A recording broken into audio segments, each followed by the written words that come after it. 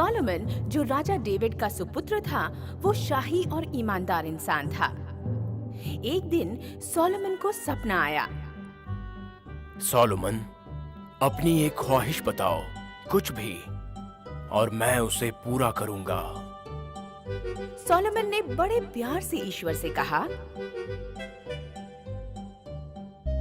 मुझे पता है कि ईश्वर के लोगों को संभालना एक बड़ी जिम्मेदारी का काम होता है, इसलिए मैं आपसे इस काम को सही ढंग से कर सकूं, उतनी समझदारी मांगता हूं।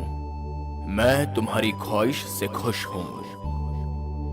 शुक्रिया ए ईश्वर। तुम चाहते तो सेहत, राजपाट, सैनिक, लंबी आयु या शोहरत मांग सकते थे, पर तुमने समझदारी मांगी ताकि तुम्हें जो काम सौंपा है उसे पूरा कर सको।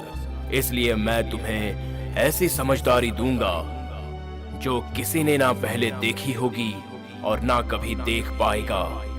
उसी के साथ सेहत, इज्जत और सुरक्षा भी देता हूँ जो तुमने मांगी नहीं है। वादे के अनुसार ईश्वर ने सोलोमन को अनदेखी समझदारी तोहफे में दी।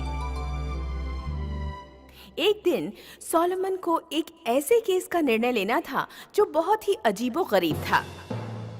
दो औरतें सोलोमन के पास आईं, एप्लीकेंट और डिफेंडेंट, और दोनों के पास एक बच्चा था। एक बच्चा मर चुका था और दूसरा जीवित था। ओ महाराज, मैं उस जिंदा बच्चे की माँ हूँ जो इसके हाथों में है। दोनों औरतों ने जिंदा बच्चे की मां होने का दावा किया। जनता जो दरबार में मौजूद थी, वो जानना चाहती थी कि राजा इस समस्या का समाधान कैसे करेंगे। ये बात तो मैं जानता हूँ कि एक औरत झूठ बोल रही है, पर वो कौन है?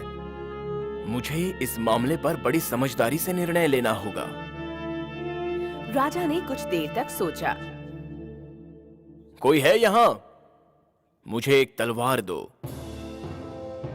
दरबार में सब सोच में पड़ गए। एक सैनिक तलवार लेकर आया। मैं चाहता हूँ कि तुम बच्चे के 2 टुकड़े कर दो और एक एक हिस्सा दोनों में बांट दो।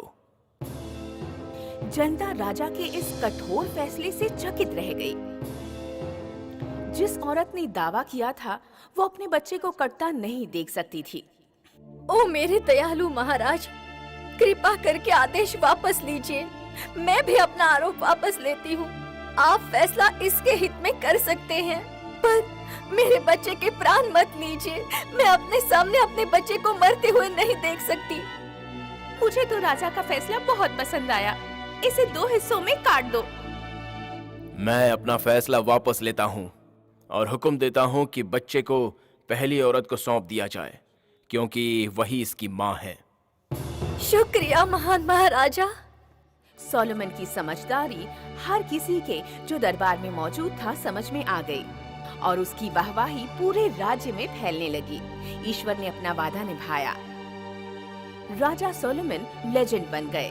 उनकी समझदारी की प्रशंसा हर तरफ फैलने लगी। सोचने वाली बात है कि एक इंसान इतना समझदार कैसे हो सकता है। मैं उनके ज्ञान और समझदारी की परीक्षा स्वयं लूंगी। तो रानी शीबा ने अपने आने की सूचना राजा सोलोमन को दी। शिबा की रानी हमसे मिलने हमारे राज्य में आ रही है। हमें उनका स्वागत बड़े अच्छे तरीके से करना है। शीबा की रानी राजा सोलोमन से मिलने आईं। हम तहे दिल से आपका स्वागत करते हैं। ओ महान महाराजा, मैं यहाँ आपके बुद्धि और समझदारी की परीक्षा लेने आई हूँ। मैं आपकी परीक्षा के लिए तैयार हूँ। बोलिए क्या करना है? मेरे पास दोनों हाथों में फूलों का गुलदस्ता है। एक गुलदस्ता बगीचों के ताजे फूलों का है और दूसरा नकली फूलों का है, जिसे एक्सपर्ट्स ने हूबहू असली बनाया है। मैं समझ गया। अब आगे बताइए। अब आपको ये बताना है कि कौन से असली फूल है, जो मेरे दाहिने हाथ में है वो या जो मेरे बाएं हाथ में है वो। राजा सोलोमन ने कुछ देर तक सोचा। ये सवाल तो पेचीदा है। कौन सा वाला असली होगा? मैं तो उलझन में पड़ गया हूँ। अब कैसे पता लगाऊं? उसने अपनी आंखें बंद की तो उसे एक किस्सा याद आया। मैंने मक्खियों को फूलों के पास भिनभिनाते हुए देखा है। मक्खियां ताजे फूलों के अंदर के शहद की तरफ आकर्षित होती हैं। ये तरकीब तो जरूर काम करेगी। कौन है वहां पर? महल की खिड़कियां तुरंत खोल दी जाएं। एक नौकर ने खिड़कियां खोली। थोड़ा समय बीता। सबने देखा कि 2 मक्खियां खिड़की के अंदर आ रही थीं।